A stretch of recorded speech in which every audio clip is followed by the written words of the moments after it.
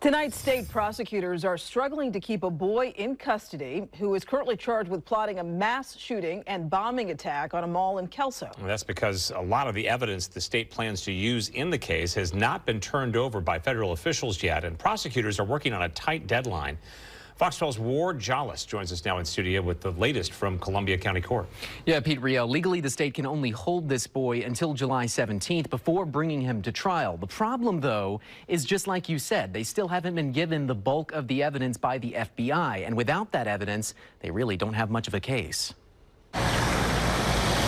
In Columbia County Court Wednesday, more uncertainty about how state prosecutors will be able to try a 14-year-old boy accused of plotting a mass shooting and bombing at Three Rivers Mall in Kelso. The majority of the evidence in the case, including messages the boy allegedly sent to people online describing his plans, is still being withheld by the FBI and is deemed inadmissible until it's fully disclosed. A problem for state prosecutors who need the messages to charge the 14-year-old with attempted murder. Another problem, the state is running up against two tight deadlines. The first is a state law that says prosecutors have to try the boy by July 17th or release him from custody.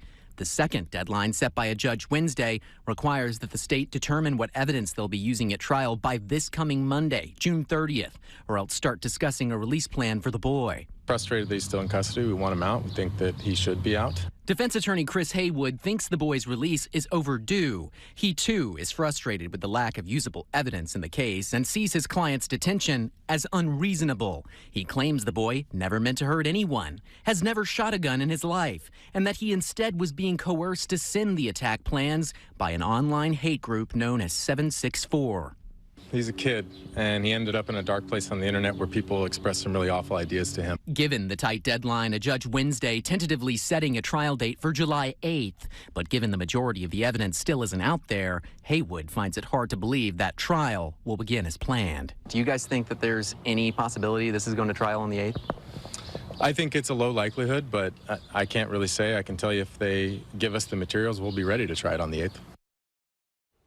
So here's what's happening next. Both sides are going to regroup this coming Monday to discuss where this trial stands. If they have not received the evidence from the FBI at that point, it's likely that the state will have to release this boy from custody until they can come up with that evidence.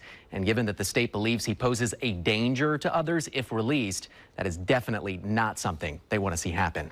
In the studio, Ward Jollis, Fox 12 Oregon.